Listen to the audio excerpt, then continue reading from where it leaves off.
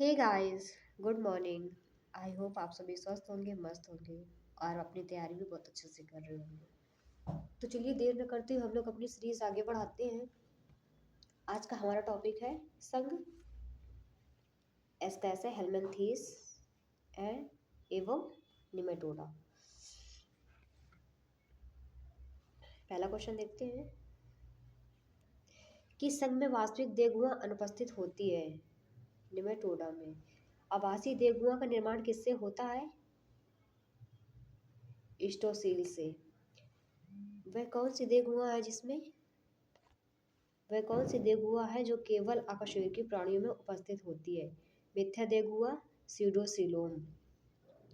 Nematodes की शरीर गुहा में क्या पाया जाता है? पैरेन्काइमा पाया जाता है। वह कौन सा निमेटोड है जो एक वर्षणीय व डायडॉल्फिक द्विअंडाशयी दोनों है? स्कैरिश लुम्ब्रिकॉइडिस। किस जंतु में मध्यस्थ पोषक नहीं होता है? गोलकृमि में, राउंड वर्म। मानव की आंत में पाया जाने वाला एक पोषदीय परजीवी कौन सा है? स्कैरिस लुम्ब्रिकॉइडिस। वयस्क मानव की अपेक्षा बच्चों की क्षुद्रांत्र में पाया जाने वाला परजीवी कौन सा है? स्कैरिस लुम्ब्रिकॉइड्स है। स्कैरिस बच्चों में कौन सा रोग उत्पन्न करता है? स्कैरिएसिस उत्पन्न करता है। स्कैरिस की देहगुआ किस प्रकार की होती है? स्यूडोसील होती है। बहुकेंद्रीय अंतः त्वचा पाई जाती है स्कैरिस में। स्कैरिस की देह भित्ति में अनुलंब पेशी कोशिकाओं की कुल संख्या कितनी होती है? 600 होती है। स्कैरिस में गतिशीलता की क्षमता कम होने का क्या कारण है? बाह्यभित्ति क्यूटिकल की तथा वर्तुल पेशी का अभाव। स्कैरिस में उत्सर्जन अंग किस आकार का होता है? एच आकार का होता है। किस आकार का होता है? एच आकार का होता है। आगे देखते हैं।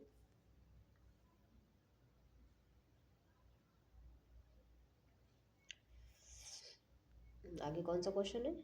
यहाँ से स्टार्ट है।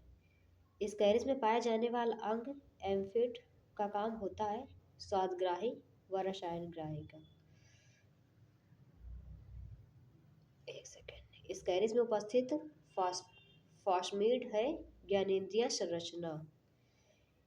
नर स्कैरिस मादा स्कैरिस में किस प्रकार भिन्न होती है? नर में पीनियल शुक्र उपस्थित, मादा में अनुपस्थित होता है। वह कौन सा प्लेटी हेलमिंथेस जंतु है जिसमें लैंगिक द्विरूपता स्पष्ट दिखाई देता है? स्कैरिस में दिखाई देता है। वयस्क स्कैरिस में पाए जाने वाले वृषणों की संख्या कितनी होती है? पाए जाने वाले वृषणों की संख्या कितनी होती है? एक होती है। अमीबीय शुक्राणु किस में पाए जाते हैं? स्कैरिस में पाए जाते हैं। स्कैरिस अंडे किससे बनते हैं? अध्रुवीय कोशिका से बनते हैं। स्कैरिस में अंडों का निषेचन कहाँ होता है? गर्भाशय में होता है। स्कैरिस की संक्रमण अवस्था क्या कहलाती है?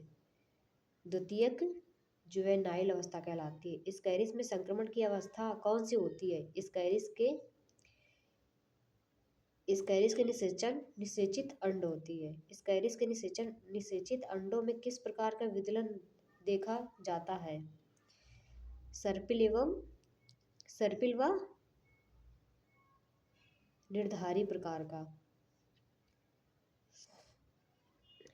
रेबडीटिफॉर्म लार्वा किसके जीवन चक्र में बनता है? स्कैरिस के जीवन चक्र में बनता है। स्कैरिस में परिपक्वता की प्रथम अवस्था क्या कहते हैं? रेबडीफॉर्म लार्वा अवस्था कहते हैं। स्कैरिस के लार्वा का प्रथम तथा अंतिम निर्मोचन कहाँ होता है? मानव की आंख में। कहाँ होता है? मानव की आंख में।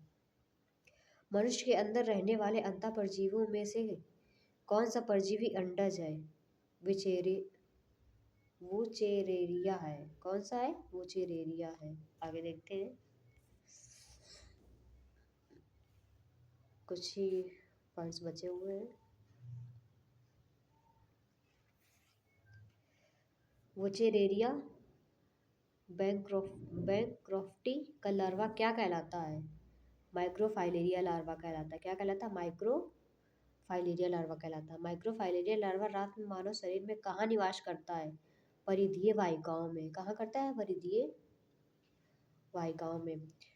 वो चेरेरिया कौन सा रोग उत्पन्न करता है? एलिफेटियासिस रोग उत्पन्न करता है। फाइलेरिया कृमि किसे कहा जाता है? वुचेरेरिया को कहा जाता है। सीट वर्म किस कृमि का दूसरा नाम है? पिनवर्म का। यह एंटेरोबियम रोबियस का। वर्मिकुलेरिस का। लोस लोस द्वारा संचारित संक्रमण का संवाहक है। क्या संवाहक है? क्राइसॉप्स प्रजाति की मक्खियाँ। गिनी वर्म का द्वितीयक पोषक है साइक्लोप्स। क्या है? साइक्लोप्स है। एंटोरोबियस वर्मिकुलेरिस का साधारण नाम क्या है? पिनवर्म है। क्या है? पिनवर्म है। अब हम एनिलिडा दूसरे वीडियो में देखते हैं।